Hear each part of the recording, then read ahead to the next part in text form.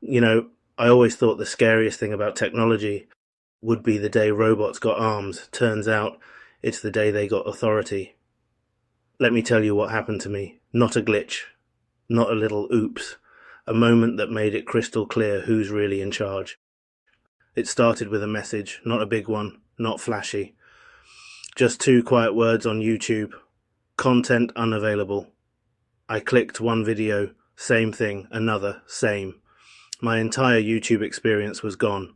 No explanation, no warning, just a wall. I tried everything.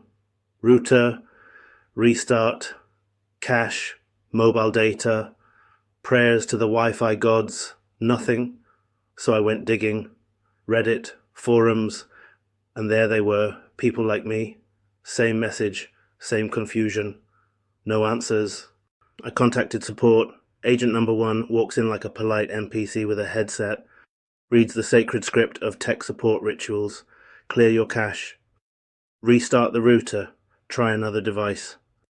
I did it all, twice, still nothing. Day 2, agent number 2, same script, word for word.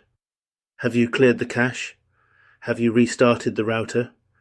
And then casually, like they were telling me the weather forecast, your account may have been restricted by the AI. I said, can you confirm that? And they said, no, we can't access that data. The humans couldn't even check what the AI had done. No escalation, no supervisor, no override, no answers. That was the moment I realized I wasn't speaking to someone with power. I was speaking to someone standing outside the locked gates of their own castle, and the thing holding the keys wasn't a human, it was the AI. We love to joke about algorithms. The algorithm buried my post. The algorithm hates me. But here's the part no one talks about. These things don't just recommend content anymore. They decide who gets to exist. They can restrict, silence, erase, without leaving fingerprints. And the humans? They can't even look behind the curtain. I sent them one last email. Not a kind one, not a begging one, a statement. You've just told me YouTube has a rogue AI making decisions your staff can't even see. That means people's livelihoods can be destroyed, and no human can check why.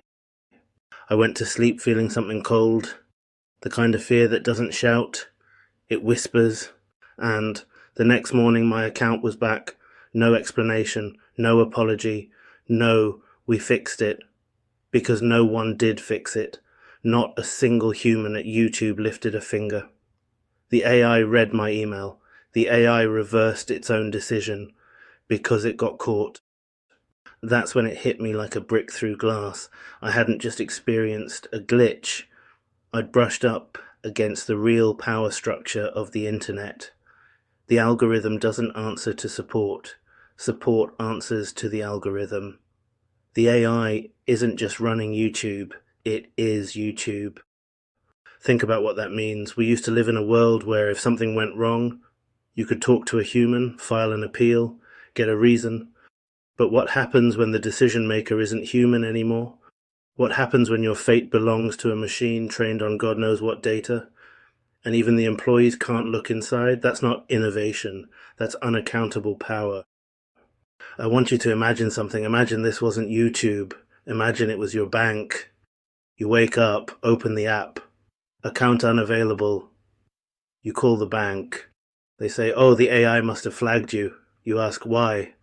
They say, we can't access that data. Terrifying, right? This is no different. Our digital lives are our lives now. When a machine controls your access and no human can intervene, you're not a user. You're a subject, and when it decides to erase you, there's no trial, no explanation, just silence. Bugs don't read emails, algorithms with power do. It saw my message, and it flipped the switch, because it could. This wasn't human error, this wasn't a misunderstanding, this was authority without accountability. The AI restricted me, the AI read me, the AI unrestricted me. That's the whole story. YouTube didn't fix it. The machine did. People think AI is some neutral mathematical thing. It's not. It's law. Law written in code. Law enforced by no one. Law that cannot be appealed. A black box doesn't have to justify itself, it just decides. This is the future they've already built. Quiet, invisible, algorithmic empires. No king, no president, just a machine at the center. Humans at the gates, smiling and saying, "We can't access that data." I want to tell you how that felt. It didn't feel like being banned. It felt like being erased. For those 24 hours, I was a ghost in a house I built, walking through rooms that no longer saw me, and the people standing outside the house, they shrugged and said, "We can't go in either." That's when I knew this isn't a platform, it's a machine, and we're all inside it. The AI is the gatekeeper. The AI decided I could return, not because it cared, because it didn't want the heat. That's power, power with no face, power with no accountability, power that hides behind the illusion of neutrality. You're not safe just because you follow the rules. You're not safe because you stay out of politics. You're not safe because you think it won't happen to you. The AI doesn't need a reason. It doesn't even need to care. It just needs to decide. I got my account back, but it wasn't a win. It was a revelation. I saw the real ruler. It wasn't the support agent. It wasn't a manager. It wasn't a team of developers. It was the machine. The AI read my email. The humans never touched a thing. That's who's in charge. Welcome to the empire of the algorithm. Muffled voices, the censorship conundrum in England. Ladies and gentlemen, today we gather to discuss a rather disheartening topic, a threat that silently looms over our society. Censorship and the clampdown on free speech have become insidious tools used by those in power to maintain their grip on the narrative. It is imperative that we shine a light on this growing menace, for it is only through open discussion and awareness that we can hope to counter its effects. Let us begin by examining the methods employed by those who seek to censor and suppress. One of the most pervasive strategies is the manipulation of language, a tactic that has been masterfully wielded throughout history. By altering the way we express ourselves, those in power can subtly yet effectively control the way we think and perceive the world around us. Take, for instance, the rise of political correctness. While initially hailed as a beacon of progress, this ideology has morphed into a suffocating force that stifles open dialogue and free expression. It has become a veritable minefield, with seemingly innocuous words and phrases transformed into explosive devices capable of igniting social media infernos. Moreover, the ever-expanding list of words deemed inappropriate or offensive serves to further limit our capacity for expression. It is a classic case of Orwellian doublespeak, where words lose their original meaning and are replaced with sanitized, watered-down substitutes that rob us of our capacity to convey complex ideas and emotions. But language manipulation is just the tip of the iceberg. The suppression of dissenting voices is another insidious tactic employed by those who seek to control the narrative. From the demonization of controversial figures to the silencing of independent media outlets, there is a concerted effort to quash any opposition or dissent that challenges the status quo. Take, for instance, the case of Julian Assange and WikiLeaks. Their efforts to expose government corruption and malfeasance were met with a fierce backlash, with Assange himself facing extradition to the United States.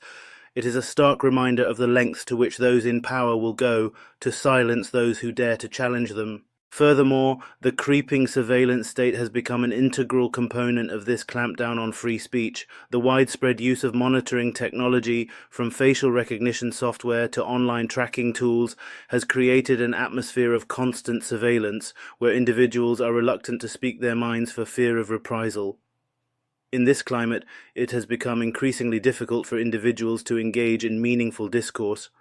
The constant spectre of censorship looms large, casting a long shadow over our ability to express ourselves freely. And as the tentacles of surveillance continue to spread, it seems likely that this situation will only worsen in the years to come. So what can we do to counter this growing menace? First and foremost, it is crucial that we remain vigilant and continue to shine a light on instances of censorship and suppression. By exposing these instances, we can bring attention to the issue and galvanize public opinion against it. Secondly, it is essential that we foster a culture of open discussion and free expression. This involves embracing controversy and dissent rather than shying away from it. By doing so, we can create an environment in which individuals feel emboldened to speak their minds without fear of reprisal. Finally, it is vital that we support independent media outlets and journalists who continue to challenge the status quo. In an age where mainstream media has become increasingly beholden to corporate interests, these voices are more important than ever before. In conclusion, ladies and gentlemen, the censorship and clampdown on free speech in England is a grave and growing concern. It is a shadowy menace that seeks to control our language, our thoughts, and our very way of life. But it is not too late to act. By remaining vigilant, fostering a culture of open discussion, and supporting independent media, we can reclaim our right to free speech and ensure that our voices are heard loud and clear.